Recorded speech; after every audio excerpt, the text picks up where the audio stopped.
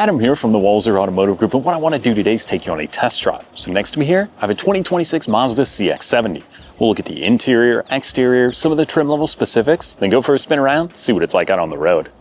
Alright, so today we're behind the wheel of a 2026 Mazda CX-70. This is the 3.3 Turbo Premium Plus. So there's going to be 5 different trim levels, and if you're looking at the CX-70 and the CX-90, there's a PHEV version as well, which is a plug-in hybrid, so it can get a little tricky when looking at the full-size Mazda SUV lineup. There's a lot of really cool equipment here. I think the Premium Plus is kind of the sweet spot in the lineup. It gives you a great equipment and tons of cool stuff in here, yet it kind of keeps the price down a little bit. But if you do want to go all the way up, going to that top tier trim level, and the S Premium Plus is really cool, or the Preferred, they did make some changes for 26, which is pretty nice. Now, speaking of that, for its second year of production, the CX-70 did get a few little small updates.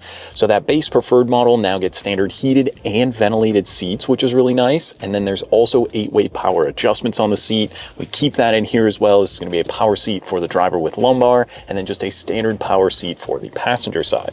And then another pretty cool thing, the Premium and Premium Plus models now get kind of a different tow mode. So that increased the towing capacity to 5,000 pounds. So if you got the boat, going to the cabin, you got the trailer, anything you might need to tow with you, the Mazda CX-70 gets a little bit more towing capability, which is pretty nice to have.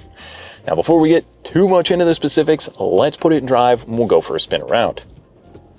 So let's talk about the powertrain. So this is a 3.3 liter turbocharged engine. Now what that means is the non-S trim, that's going to give you 280 horsepower as standard. If you go over to the S models, that bumps it up to 340 horsepower. And again, there is also a PHEV or plug-in hybrid electric version. So if you want the best possible fuel economy and a little bit more than electric range, that would definitely be one to consider. I think it's a pretty awesome option. Yes, it does add a little bit to the price tag, but maybe what you're getting back in fuel economy or using that electric mode can kind of help you out. Now they're all going to be paired to the 8-speed automatic transmission, which is so smooth on the road. It really is a great transmission for these Mazda CX-70s and 90s. Just makes it so smooth and easy to live with day to day on the road. I really do like how it drives. I mean, there's a lot to like here in these CX-70s. I'm kind of a Mazda fan. I've been around them for so long now, and you know, you really get in and you get so much equipment and luxury for the money.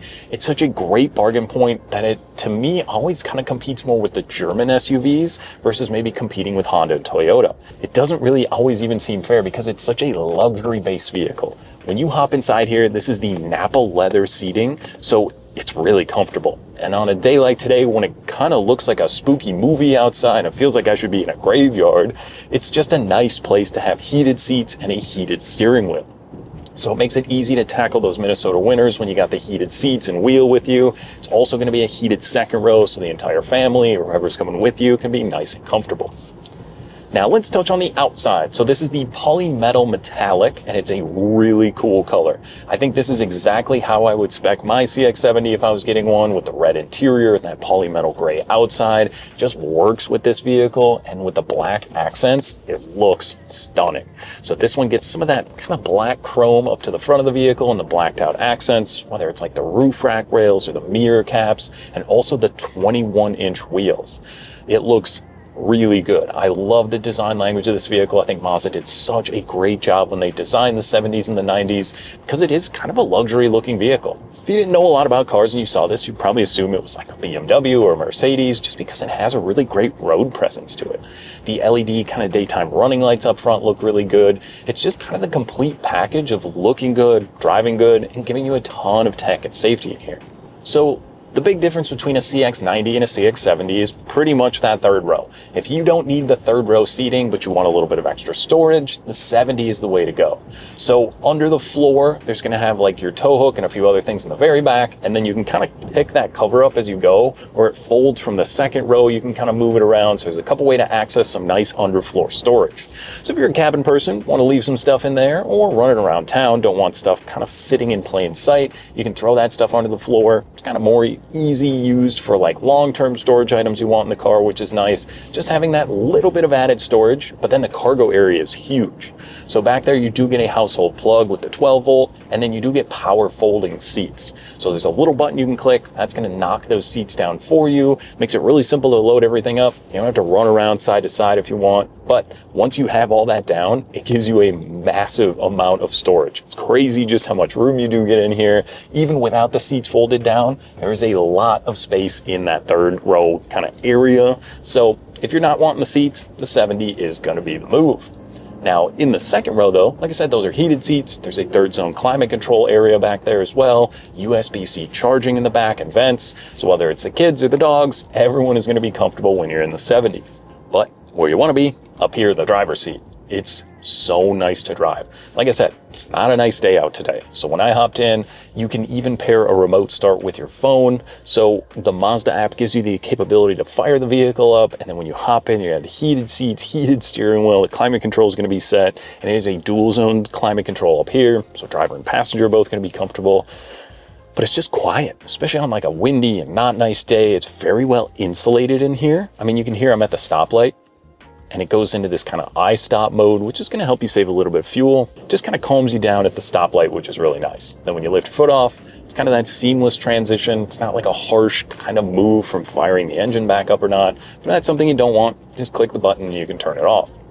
Now, this particular one does have a heads-up display, so it's going to show me the speed limit or how fast you're going in here. Also shows you some of your safety stuff. So with these Mazdas, the iActive safety sense in here is so good. There's so much standard stuff in here, like automated emergency braking. You've even got pedestrian detection now. There's blind spot monitoring in the mirrors, and then the adaptive cruise control system. So like I said, if you're running up to the cabin, running around town, you can set the distance of kind of that 4, 3, 2, 1 car length distance. It will keep that distance on the road, and that's all controlled right through the right side of the steering wheel here. Such a great feature to have. If you're driving an older Mazda and that's something you don't have, I miss it every day that I don't have it in my vehicle, because it does really make it simple to kind of eat up some highway miles, whether it's your commute in the morning or, like I said, running around town. There's a lot of safety in here to help keep you and your family very safe when you're behind the wheel. Now, another cool thing for my phone, obviously we've always got our phones with us. It's going to have wireless Apple CarPlay or Android Auto in here. It's also got a wireless charging pad. So you can just take your phone, throw it down there, and you never even think about it. There's also 2 USB-C plugs in the armrest here. So if you need a little bit more charging, 2 in the back, 2 in here, the plug-in in the rear. So there's lots of ways to keep all your devices charged up. And then it's just this nice kind of little scissor or book open. So you can keep stuff in here. Lots of little storage cubbies. Cup holders are nice, they're out of the way. The door pockets have storage in there, which is really convenient. But back to the infotainment screen. So the wireless Apple CarPlay, again, if you're driving an older Mazda or an older vehicle and you haven't had that before, it is the best. Text messaging, Google Maps, Spotify, it's all going to be built into there. Makes it so easy to be paying attention to driving and not messing with your phone. Now, there is also a voice control button on the steering wheel, so if you use Siri, you can use that as well. But the ride and drive, these Mazdas are so fun. They're just such a comfortable, easy to live with vehicle. They are a little bit sportier. So again, kind of back to that German luxury SUV, this drives more firm, I guess you could say, but not like in an uncomfortable way.